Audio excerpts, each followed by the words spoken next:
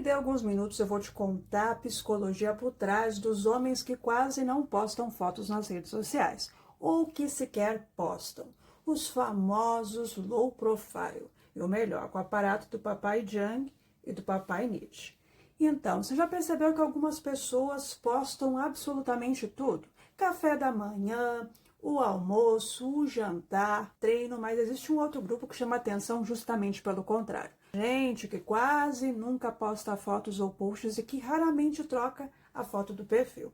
Pessoas que desaparecem das redes sociais muitas vezes por semanas ou meses. Isso levanta uma pergunta curiosa, né? Será que elas são tímidas, antissociais ou existe algo psicologicamente mais profundo acontecendo aí? Se você é um cara que se identificou até agora com isso, presta atenção, meu filho, porque agora isso aqui vai te fazer pensar e fazer ainda mais sentido. Fato número 1, elas não sentem a mesma necessidade de validação externa. Vamos ser sinceros aqui. As redes sociais são, sim, um ambiente altamente tóxico, perigoso até. Né? Pessoas ostentando, muitas vezes fingindo uma vida perfeita que não tem, em busca de atenção o tempo todo. Você publica algo, recebe curtida, seu cérebro libera dopamina e você se sente bem. Então, quer fazer o quê? Repetir a dose. Ou então fica lá rolando o feed interminavelmente e quando vê, perde horas do seu dia apenas vendo coisas que te deixam ansioso ou que te fazem acreditar que você está atrasado na vida ou pior do que os outros. Você se compara, se diminui e o resultado acaba se cobrando demais. E acaba também com a sua saúde mental.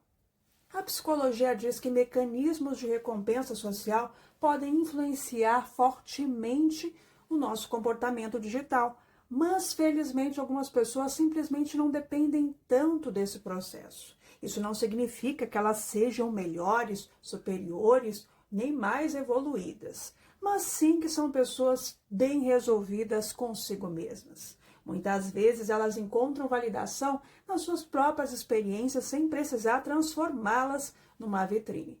Jung dizia que uma das tarefas mais importantes da vida era desenvolver uma identidade autêntica, ao invés de viver exclusivamente para atender expectativas externas. E aqui surge uma reflexão desconfortável.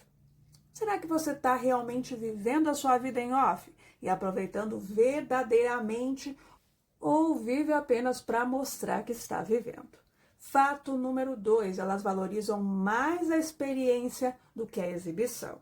Sim, imagina duas pessoas sentadas assistindo o pôr do sol. A primeira passa metade do tempo procurando o melhor ângulo perfeito para a foto. A segunda simplesmente observa. E é aí que eu te pergunto, quem aproveitou mais o momento?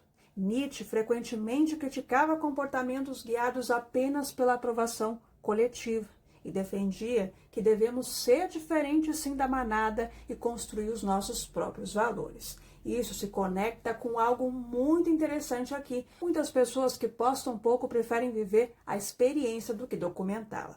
Elas não sentem necessidade constante de transformar cada momento em conteúdo. Enquanto alguns perguntam, quantas curtidas isso pode me gerar? Elas perguntam, quanto isso realmente significa para mim e o quanto eu estou apreciando. E convenhamos, essa é uma pergunta que cada vez mais estamos nos esquecendo de fazer. Fato número 3, elas tendem a ser mais reservadas sobre a sua vida pessoal. Sim, existe uma diferença entre privacidade e isolamento. Imagine um doce sem embalagem que você esquece sobre a pia da cozinha. Em poucos minutos, ele poderá estar infestado de formigas. É ou não é? Mas o que acontece quando você guarda em um local seguro, como a geladeira e devidamente embalado? Provavelmente, meu filho, o mesmo não vai acontecer. Assim também a privacidade. Você precisa sim proteger a sua, se não quiser que todos intervenham e acabem muitas vezes prejudicando você. É isso que pessoas mais reservadas nas redes sociais, de certa forma, fazem. Elas optam por se preservar. Muitas vezes elas são acusadas de se isolarem, mas elas sabem muito bem a diferença entre privacidade e isolamento. Que privacidade é escolha, isolamento é fuga. Elas apenas escolhem não compartilhar todas as partes da sua vida e do seu dia a dia e preservar sua energia mental. Não porque tenham algo para esconder, mas porque são maduras o suficiente para entender que nem tudo precisa ser compartilhado. Fato número 4, elas estão menos presas à persona digital. Jung falava sobre a persona, a máscara social que usamos para nos apresentar no mundo. E hoje, mais do que nunca, isso parece fazer sentido. Muitas pessoas gastam horas construindo um personagem, uma versão perfeita de si mesmas online, uma fachada que muitas vezes não existe. Pessoas que postam pouco são as menos preocupadas em impressionar e querer agradar a todos. Elas são francas o suficiente para entender, consciente ou inconscientemente, que existe uma diferença enorme entre ser alguém ou apenas querer parecer alguém. E essa diferença aí, meu filho, muda tudo. Pois nesse baile de máscaras, onde muitas pessoas estão enlouquecendo, querendo se provar o tempo todo e buscando validação constante, elas estão ocupando seu tempo em cuidar de si, em buscar sua melhor versão, em buscar resultados e fazer a vida, que é a única, acontecer. E por isso elas merecem total respeito, sim.